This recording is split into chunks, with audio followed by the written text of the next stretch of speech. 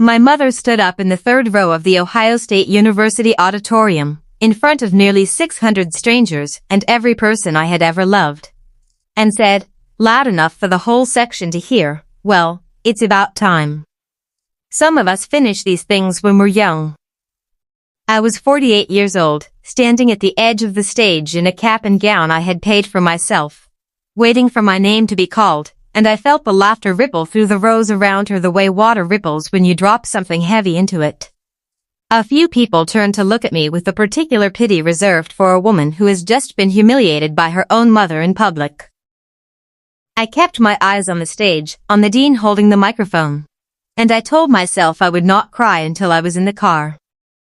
Vivian Calloway Marsh, the Dean Reed, and I walked across that stage with my spine as straight as I could hold it, took my diploma, a Bachelor of Science in Nursing, 4 years of night classes after Robert's contracting business failed, and took our savings down with it and shook his hand. And somewhere in the audience my mother was still talking, I would learn later, to the people sitting near her, about how she'd always known I'd get there eventually, once I stopped being so stubborn about doing everything the hard way. The reception afterward was in the lobby of the student union, folding tables with punch and a sheet cake somebody's cousin had made.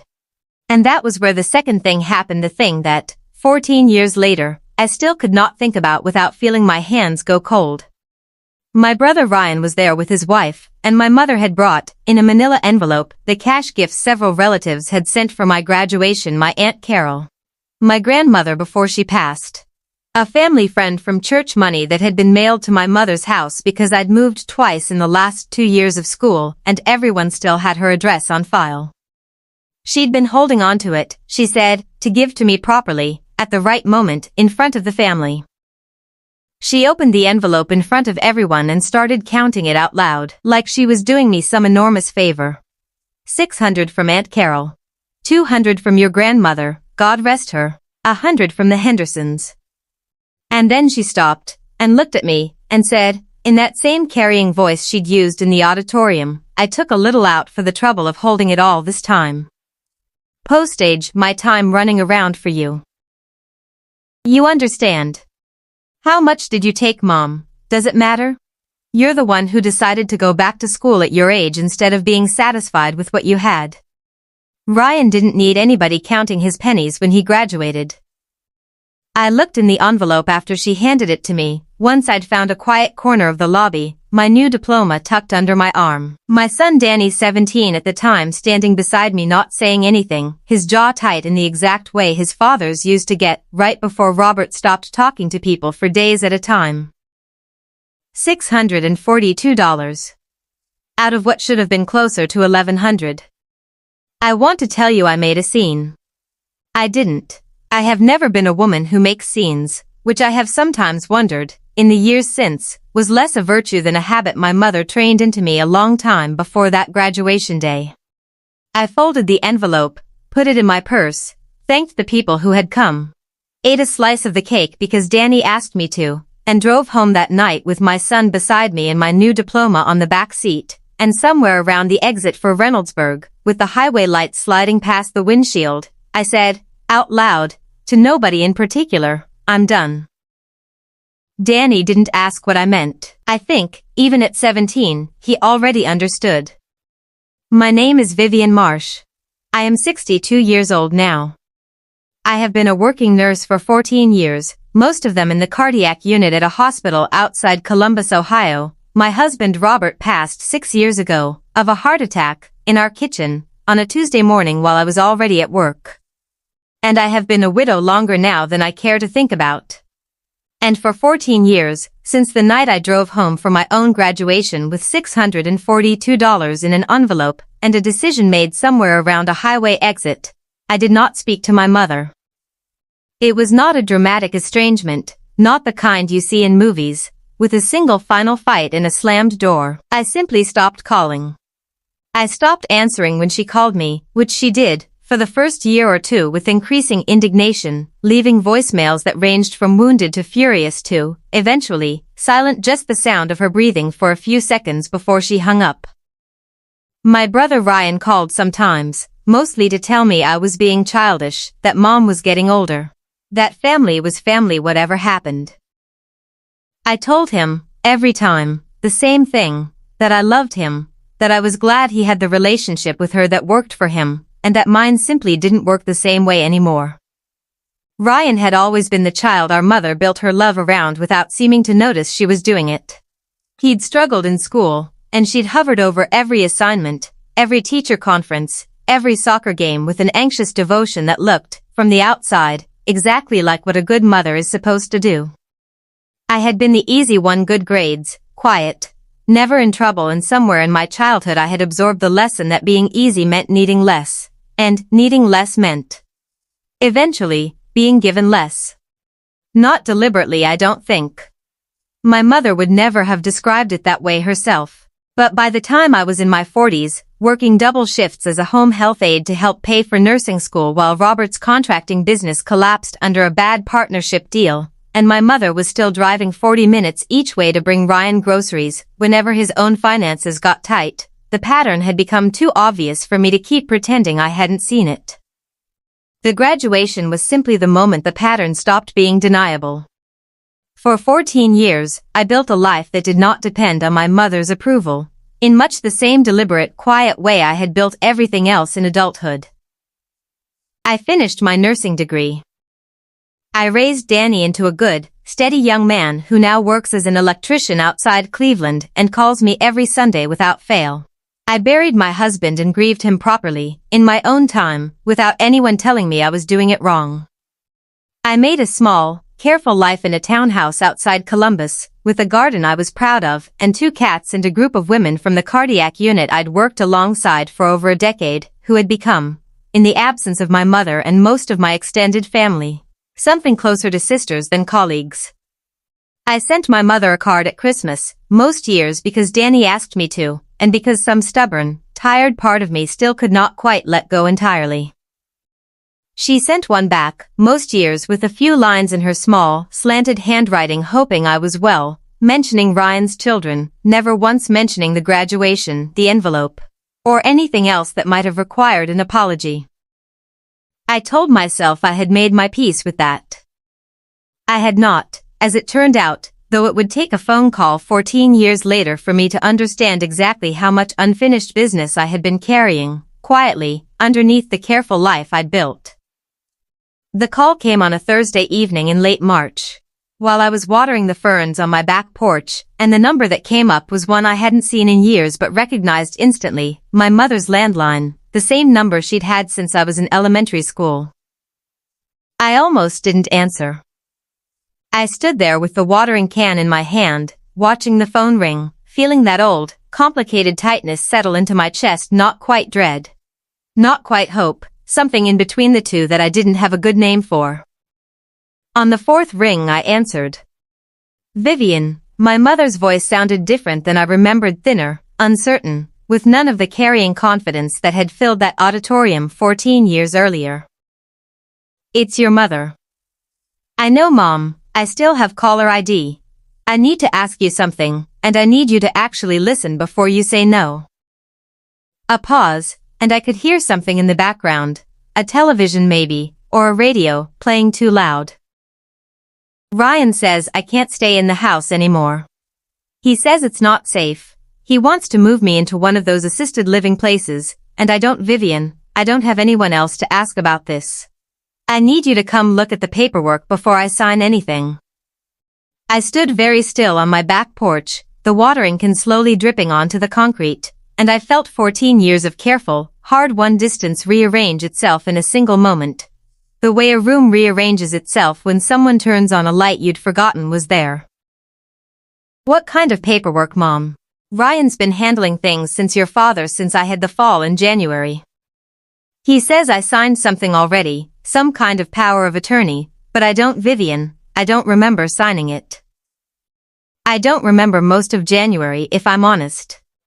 And now he's saying the house needs to be sold to pay for the care facility, and I don't understand where all of that leaves me, and I am scared, and I have nobody else to call. I want to be honest with you about what I felt in that moment, because I think it matters for understanding everything that came after. I did not feel triumphant. I did not feel the old resentment leap up and take the wheel, telling me she deserved to sit with this fear alone, the way I had sat alone in 100 rooms over the years, unacknowledged for things she had celebrated loudly in Ryan. What I felt, mostly, underneath the shock of hearing her voice again, was the same instinct that had made me a good nurse for 14 years, a kind of calm professional alertness that recognized, immediately, the shape of a situation that needed careful handling before anything else. "Mom," I said, "I need you to do exactly one thing right now, and it isn't calling Ryan back. Don't sign anything. Not one more piece of paper, for any reason, until I've had a chance to look at what's already been signed." "Can you do that?" "I can do that," she said, and there was something in her voice, relief, maybe, or the particular gratitude of a person who has just realized help might actually be coming, that I hadn't heard directed at me in longer than I could remember. I drove to my mother's house in Westerville the following Saturday, the same modest brick ranch I had grown up in, with the same maple tree out front that Robert had once, 30 years earlier, helped my father stake up after a windstorm nearly toppled it. The house looked different than I remembered, not run down exactly, but neglected in small, specific ways that told a story if you knew how to read them. A stack of unopened mail on the entryway table, a prescription bottle on the kitchen counter with a pharmacy label I didn't recognize. My mother herself looked smaller than I remembered, thinner, moving carefully around the kitchen the way a person moves when they've learned, recently and painfully, that their balance can no longer be trusted. "You look good," she said, which was such an unremarkable thing to say, and which nonetheless nearly undid me standing there in the doorway, because it was the first thing approaching a compliment my mother had offered me directly in 14 years. "Show me the paperwork, Mom." She led me to the dining room table, where a thin stack of documents sat weighted down by a coffee mug, and as I sat and began to read through them, a durable power of attorney, dated the previous January, granting Ryan broad authority over her financial affairs, a real estate listing agreement for the house, signed the same week, a brochure for an assisted living facility called Maple Grove Senior Residences, with a handwritten note in the margin that wasn't my mother's handwriting. I felt the same cold, careful focus settle over me that I felt in the cardiac unit whenever a patient's numbers started telling a story the chart hadn't caught up to yet. "Mom," I said slowly, "did you actually sign this power of attorney? Do you remember doing it?" My mother was quiet for a long moment, her hands folded on the table in front of her, and when she finally spoke, her voice had none of the certainty it had carried in that auditorium 14 years earlier. It had, instead, the small, frightened honesty of a woman finally admitting something to herself as much as to me. "I don't know, Vivian," she said. "I really don't know. And I think that frightens me more than anything else that's happened this year." I spent that first Saturday afternoon doing what I do best, which is paying careful attention to details other people rush past. I read through every page of the power of attorney twice, noted the notary stamp, a name I didn't recognize, from an office in a strip mall I'd never heard of, and photographed each document with my phone before my mother could change her mind about letting me see them. Then I sat with her at that dining room table, the same table where I'd once done homework as a girl, while she quizzed Ryan on his spelling words in the next room, and I asked her, gently, to walk me through January. She remembered pieces. The fall itself, in the bathroom, reaching for a towel bar that had come loose from the wall years ago and never gotten properly fixed. The ambulance ride, 3 days in the hospital for a hip fracture that hadn't required surgery, but had left her frightened of her own house in a way she hadn't expected. Ryan visiting, every day, bringing his laptop, telling her not to worry about anything, that he'd handle the details so she could focus on healing. He was so good those first weeks, she said. And I heard, underneath the words, an old habit of defending him that 14 years apart had not entirely broken in her. I don't want you to think he did anything wrong on purpose, Vivian. I just don't remember agreeing to all of this. I did not argue with her about Ryan's intentions that day. I have learned, in 14 years of nursing, that people rarely respond well to having their loved one's motives questioned before they're ready to look at the evidence themselves. Instead, I asked for the name of her primary doctor, and the pharmacy that had filled the prescription bottle on the kitchen counter, and I spent the following week, on my days off from the hospital, making phone calls. The prescription turned out to be for a strong sedative, prescribed the week of her hospital discharge, for what the discharge notes described as anxiety and disrupted sleep following traumatic fall. I am a nurse, not a physician, but I have worked around medication interactions long enough to know that a woman in her late 70s, recovering from a hip fracture, placed on a strong sedative during the exact week she was asked to sign a durable power of attorney and a real estate listing agreement, was a woman whose capacity to understand what she was signing deserved far more scrutiny than anyone appeared to have given it. I called Ryan on a Tuesday evening, after my shift, sitting in my car in the hospital parking garage, because I did not trust myself to have the conversation calmly if I waited until I was home and comfortable enough to let my guard down. I saw the power of attorney, Ryan, and the listing agreement for the house. Good, then you understand why I've been doing what I'm doing. Somebody had to step up. Vivian, you weren't exactly around to help. I wasn't around because Mom and I had a falling out 14 years ago, which you know perfectly well. That's not the same as not caring what happens to her now. Well, it's a little late to start caring, isn't it? I'm the one who's been driving out there every week for years. I'm the one who found her on the bathroom floor after she fell. Do you have any idea what that was like? I'm the one holding this together, and now you show up wanting to second-guess every decision I've made. I'm not second-guessing your decisions, Ryan. I'm asking whether Mom understood what she was signing while she was on a sedative strong enough to knock out a grown man twice her size. There was a long silence on the line, the kind that told me I'd landed somewhere true whether Ryan wanted to admit it or not. It's basically the same as what she wanted anyway, he said finally, and his voice had shifted into something defensive, almost pleading. She's told me for years she didn't want to be a burden. I'm just doing what needed doing. You should be thanking me for handling the hard parts instead of showing up now to make things complicated. I'm not trying to make things complicated. I'm trying to make sure Mom's rights are protected, whatever ends up happening with the house or the care facility. Her rights. He laughed, short and humorless. You didn't care about her rights for 14 years, Vivian. Don't start pretending you're the concerned daughter now that there's a house involved. That last line stayed with me longer than I wanted to admit, sitting alone in that parking garage after we'd hung up, because it touched a fear I had not fully looked at yet, the fear that Ryan, and perhaps my mother too in some quiet corner of her mind, believed I had come back only because there was something at stake worth coming back for. I sat with that fear for a long while before I recognized it for what it was, a story Ryan needed to be true, because the alternative story that his sister had simply been protecting herself from a lifetime of being treated as less important, and had come back the moment their mother genuinely needed protecting rather than favoring, was harder for him to sit with. I called a friend from the hospital, a social worker named Denise Okafor who specialized in geriatric cases, and asked her, off the record, what I should be looking for. Denise did not mince words. If your mother was placed on a strong sedative the same week she signed major legal documents, and nobody documented a capacity assessment beforehand, that's a serious red flag, she said. You need an elder law attorney, not just a family conversation. This is exactly the kind of situation where things can spiral if nobody steps in with proper documentation.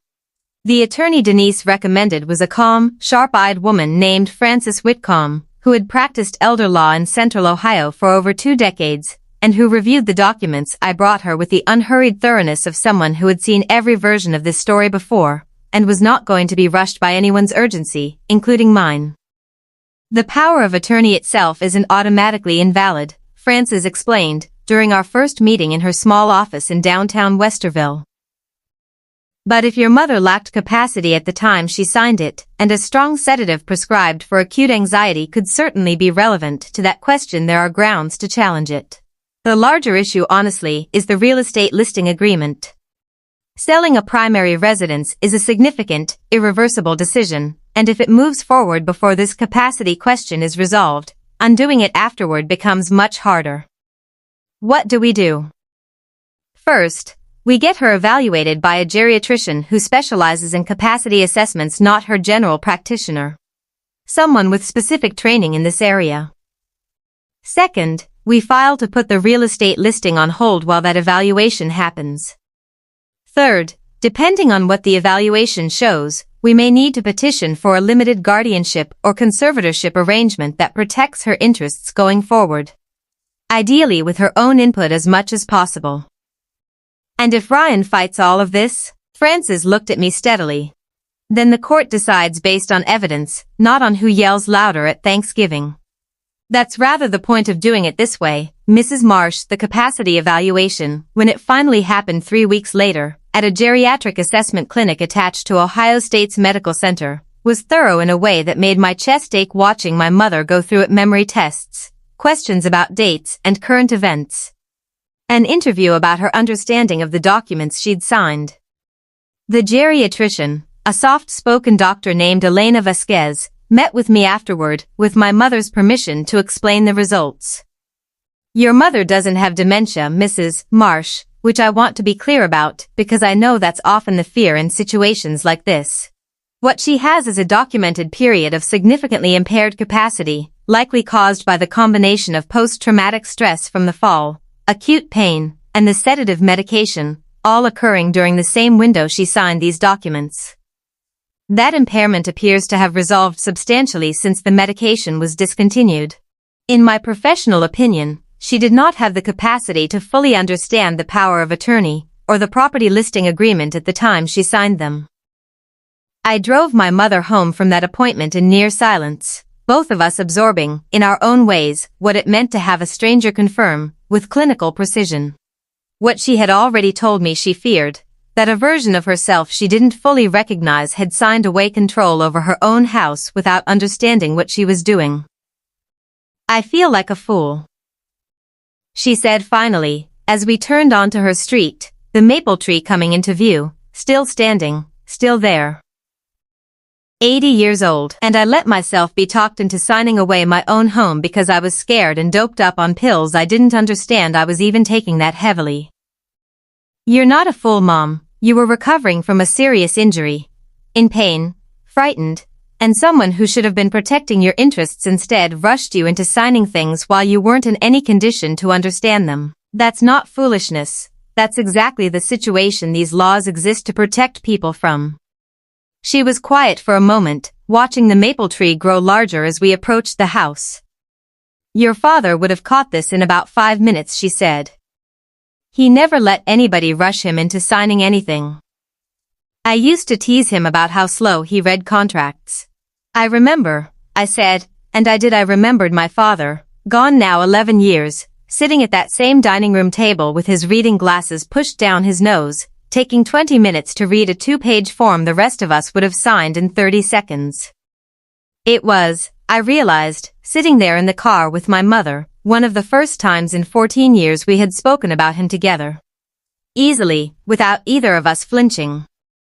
The legal filing to pause the property listing went through within the week, and Frances began the careful process of petitioning to have the power of attorney reviewed, with my mother's full cooperation and, notably, without my mother wanting to press criminal charges or pursue anything punitive against Ryan.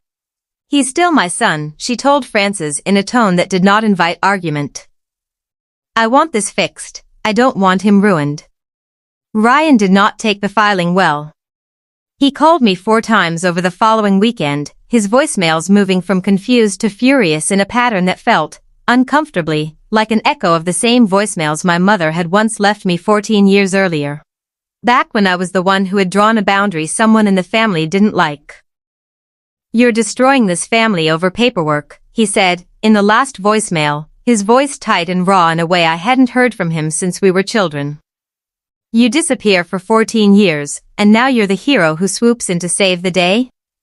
Do you have any idea how that looks? I did not call him back right away. I sat with his words for a few days, turning them over, because some part of me, the part that had absorbed, as a girl, the lesson that being easy meant asking for less, still wanted to apologize for taking up too much space in a crisis that, by all rights, belonged to me as much as to him. It was Danny, my son, 29 years old now, married with a baby daughter of his own, who finally said out loud the thing I needed to hear. Mom, he said. When I called him that Sunday and told him everything, you didn't disappear for 14 years for no reason. Grandma humiliated you in front of 600 people and then stole half your graduation money. Uncle Ryan doesn't get to rewrite that history just because it's inconvenient for him right now. I know that, Danny, I do. It's just, you're still the one who apologizes first, even when you're the one who's right, he said, gently, but with the particular clarity that only your own child can offer you, having watched you closely enough, over enough years, to see the patterns you can't quite see in yourself. You taught me to stand up for myself my whole life, Mom. Maybe it's time you let yourself do the same thing without feeling guilty about it. I thought about that conversation for a long time afterward, about the strange, quiet damage of having spent a childhood learning that my needs mattered less than my brother's.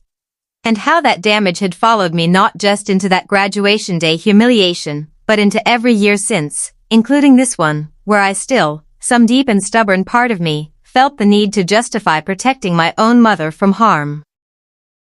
The capacity evaluation and the legal filing were, Frances told me, only the beginning.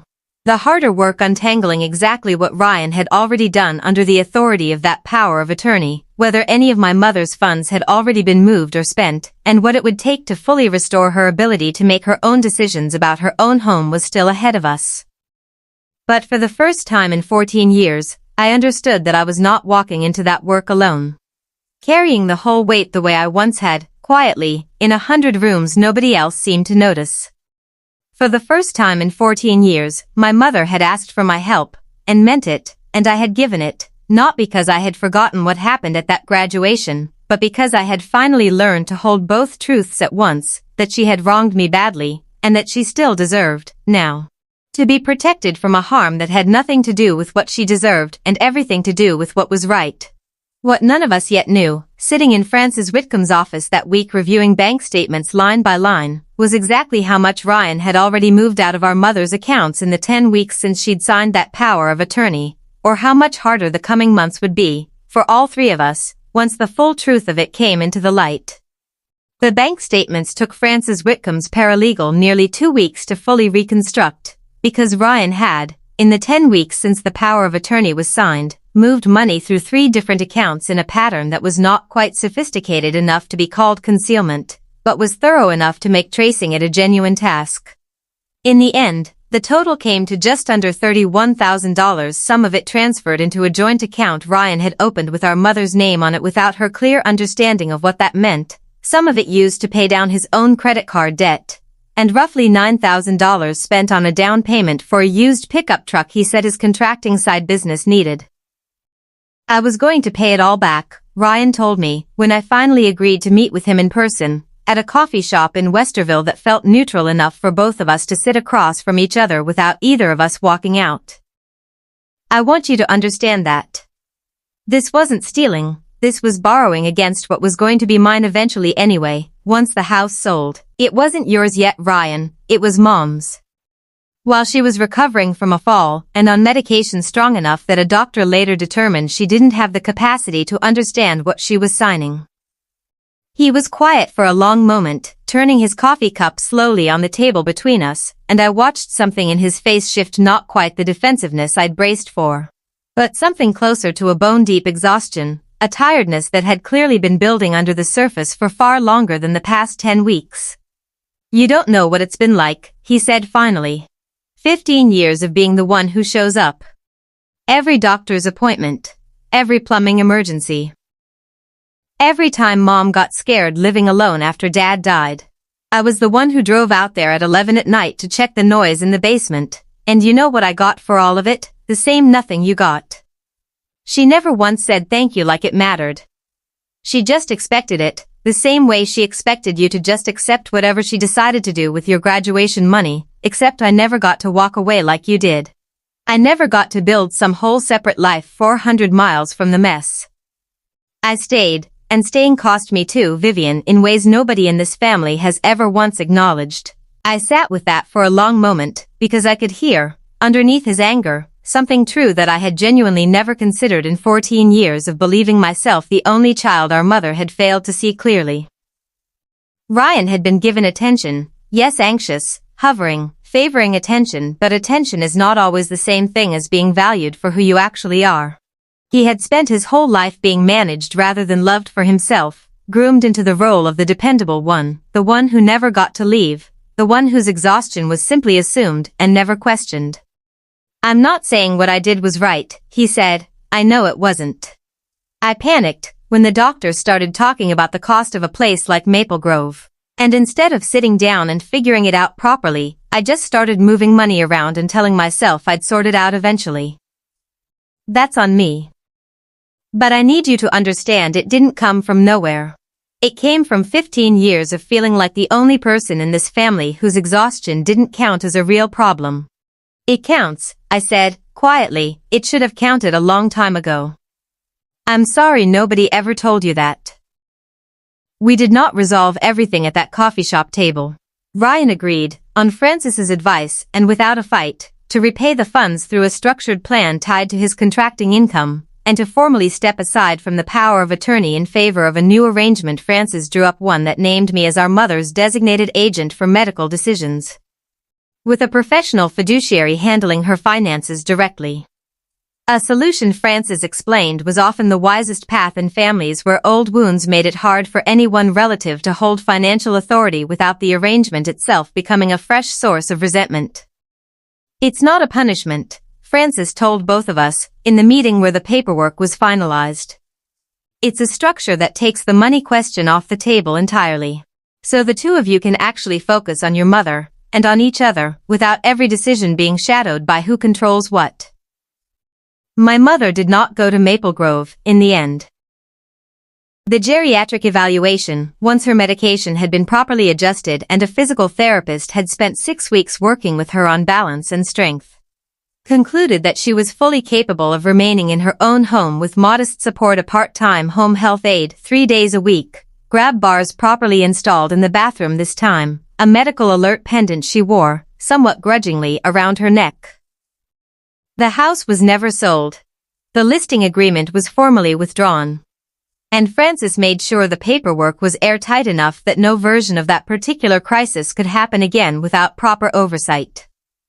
It was on a Sunday afternoon in late September, 6 months after that first frightened phone call, that my mother asked Ryan and me both to come to the house together, along with Danny and his wife and their baby daughter, and Ryan's 2 teenage children, for what she called, with uncharacteristic simplicity, a family dinner, nothing fancy.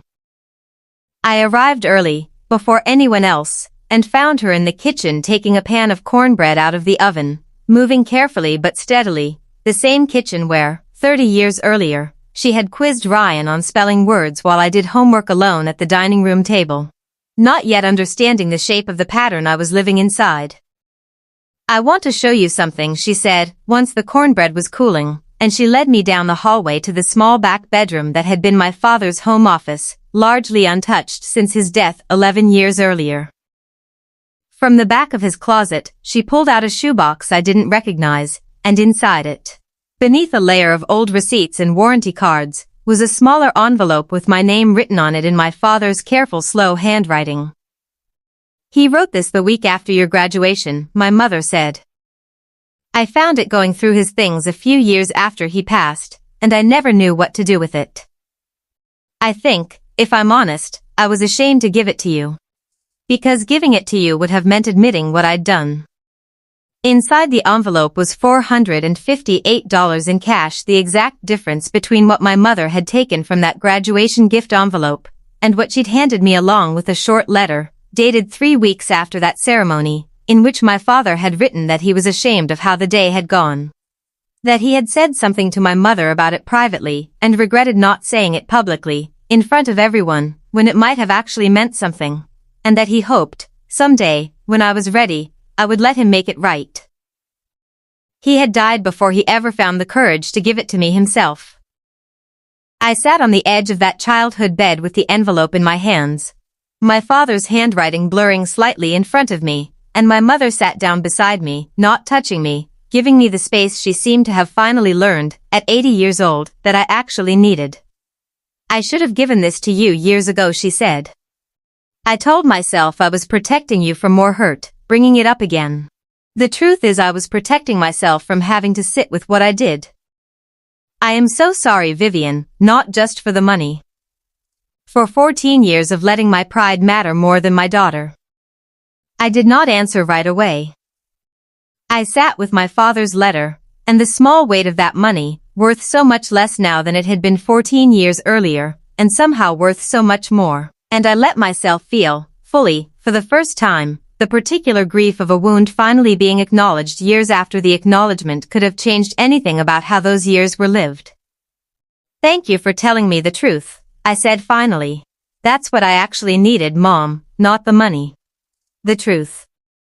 Dinner that evening was, as promised, nothing fancy: a roast, the cornbread, a pie Danny's wife had brought. Too many people crowded around a table built for a smaller family than the one we'd somehow become again. Ryan and I did not talk much about the money, or the power of attorney, or the 10 weeks that had nearly cost our mother her home. We talked instead about ordinary things: his daughter's soccer season, Danny's new job foreman position, whether the maple tree out front needed to be trimmed before winter, the kind of easy, unremarkable conversation that families who have never been broken get to take for granted, and that families like ours have to build back, deliberately, one dinner at a time.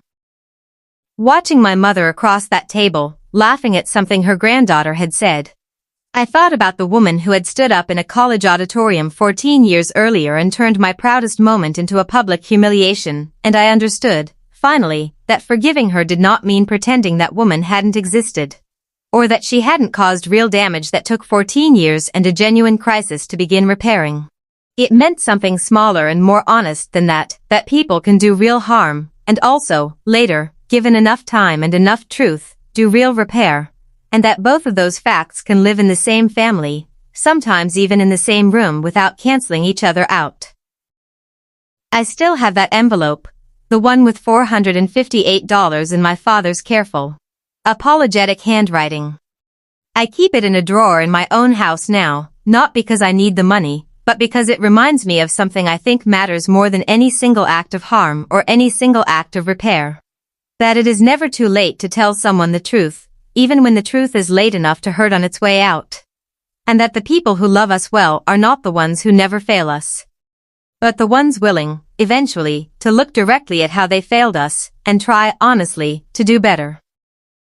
If you've spent this time with Vivian's story, thank you for walking through it with me. If any part of it reminded you of your own family, an old wound that never quite healed, a sibling who carried more than anyone gave them credit for, a parent who took too long to say the words you needed to hear, I hope it reminded you that repair is still possible, even after 14 years, even after real harm, as long as someone is finally willing to tell the truth. If this story touched you, I'd love to hear your thoughts in the comments below, and if you'd like to keep walking alongside families finding their way back to each other, I hope you'll subscribe and join me for the next story.